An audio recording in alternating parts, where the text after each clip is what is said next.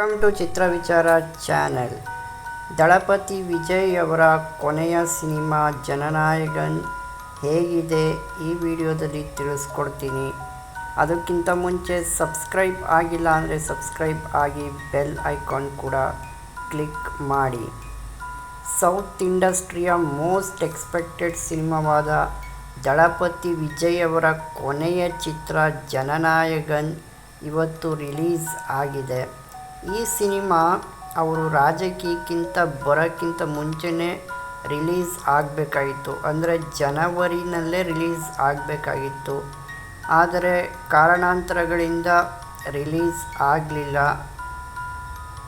ಇವಾಗ 7 ತಿಂಗಳ ನಂತರ ರಿಲೀಸ್ ಆಗಿದೆ. ಈ ಸಿನಿಮಾನ ನಿರ್ದೇಶನ ಮಾಡಿರೋರು ಎಚ್ ವಿನೋದ್ ಆ್ಯಂಡ್ ಈ ಸಿನಿಮಾದ ನಿರ್ಮಾಪಕರು ನಮ್ಮ ಕನ್ನಡದ ಹೆಮ್ಮೆ KVN ಸಂಸ್ಥೆಯವರು. ತುಂಬ ಅದ್ಧೂರಿಯಾಗಿ ಈ ಒಂದು ಸಿನಿಮಾನ ತೆಗೆದಿದ್ದಾರೆ. ಸುಮಾರು 500ರಿಂದ 600 ಕೋಟಿ ವೆಚ್ಚದಲ್ಲಿ ಈ ಸಿನಿಮಾನ ತಯಾರು ಮಾಡಿದ್ದಾರೆ.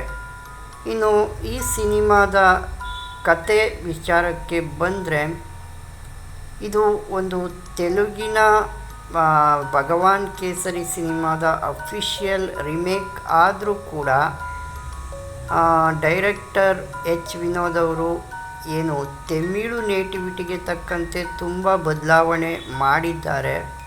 ವಿಜಯ್ ಅವರು ಇಲ್ಲಿ ಒಬ್ಬ ಗಾರ್ಡಿಯನ್ ಆಗಿದ್ದರೆ ಪೋಷಕನ ಪಾತ್ರದಲ್ಲಿ ಕಾಣಿಸಿಕೊಂಡಿದ್ದಾರೆ, ಒಬ್ಬ ತಂದೆಯ ಪಾತ್ರದಲ್ಲಿ ಕಾಣಿಸಿಕೊಂಡಿದ್ದಾರೆ. ಅವರ ಜೊತೆ ಮಮಿತಾ ಬೈಜು ಇದ್ದಾರೆ.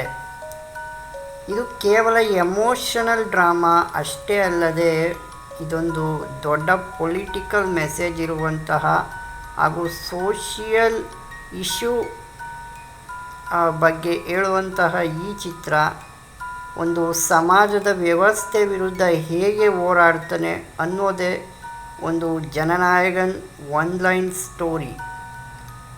ಈ ಪ್ಲಸ್ ಪಾಯಿಂಟ್ಸ್, ಈ ಸಿನಿಮಾದ ಪ್ಲಸ್ ಪಾಯಿಂಟ್ಸ್ ಏನಪ್ಪ ಅಂದರೆ, ದಳಪತಿ ವಿಜಯ್ ಅವರ ಸ್ಕ್ರೀನ್ ಪ್ರೆಸೆನ್ಸ್, ವಿಜಯ್ ಅವರ ಎನರ್ಜಿ, ಡ್ಯಾನ್ಸ್, ಆ್ಯಕ್ಷನ್ ಸೀನ್ಸ್ ಎಲ್ಲ ಕೂಡ ಅದ್ಭುತವಾಗಿದೆ. ಅವರ ಸ್ಟೈಲ್ ಖಂಡಿತವಾಗ್ಲೂ ಫ್ಯಾನ್ಸ್ಗಂತೂ ಇಷ್ಟ ಆಗೇ ಆಗುತ್ತೆ. ಎರಡನೇದಾಗಿ ಅನಿರುದ್ಧ್ ಅವರ ಮ್ಯೂಸಿಕ್, BGM ಅಂತೂ ತುಂಬ ಚೆನ್ನಾಗಿ ಒಂದು ಪ್ಲೇಸ್ಮೆಂಟ್ ಮಾಡಿದ್ದಾರೆ ಅಂತ ಹೇಳ್ಬೋದು. ರಾವಣ ಮಾವಂದ ಸಾಂಗ್, ಎಲಿವೇಶನ್ ಸೀನ್ಗಳಲ್ಲಂತೂ ಬ್ಯಾಕ್ಗ್ರೌಂಡ್ ಸ್ಕೋರ್ ಸಖತ್ತು ಧೂಳೆಪ್ಸುತ್ತೆ ಥಿಯೇಟರ್ನಲ್ಲಿ. ಇನ್ನು ಮೂರನೇದಾಗಿ ಎಮೋಷನಲ್ ಕನೆಕ್ಟ್, ವಿಜಯ್ ಮತ್ತು ಮಮಿತಾ ಬೈಜು ಅವರ ನಡುವೆ ಏನು ಕೆಮಿಸ್ಟ್ರಿ ಇದೆ, ಸೆಂಟಿಮೆಂಟ್ ಸೀನ್ ಇದೆ, ಎಮೋಷನಲ್. ತಂದೆ ಮಗಳ ಪಾತ್ರದಲ್ಲಿ ಅಭಿನಯಿಸಿದ್ದಾರೆ, ಸಖತ್ತಾಗಿ ಮೂಡಿ ಬಂದಿದೆ ಅಂತಲೇ ಹೇಳ್ಬೋದು. ಇನ್ನು ಮೈನಸ್ ಪಾಯಿಂಟ್ಗಳು ಏನಪ್ಪ ಇವೆ ಅಂದರೆ, ಚಿತ್ರಕಥೆ ಮತ್ತು ನಿಧಾನಗತಿ. ಅಂದರೆ ತುಂಬ ಸ್ಲೋ ಆಗಿ ಹೋಗ್ತಾ ಇರುತ್ತೆ ಸಿನಿಮಾ.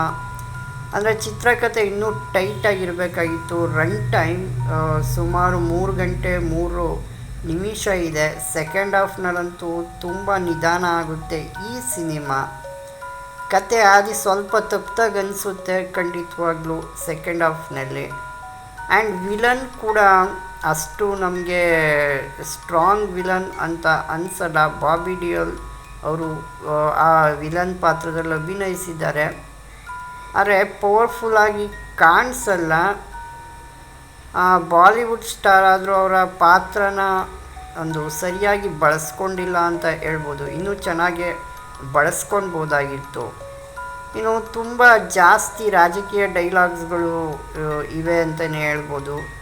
ಕತೆಗಿಂತ ಹೆಚ್ಚಾಗಿ ವಿಜಯ್ ಅವರ ಏನು ರಿಯಲ್ ಲೈಫ್ ಪಾಲಿಟಿಕ್ಸ್ಗೆ ಏನು ಎಂಟ್ರಿ ಕೊಡಬೇಕು, ಆ ಒಂದು ಬಿಲ್ಡಪ್ ಕೊಡುವಂಥ ಡೈಲಾಗ್ಗಳು ತುಂಬಾ ಇವೆ.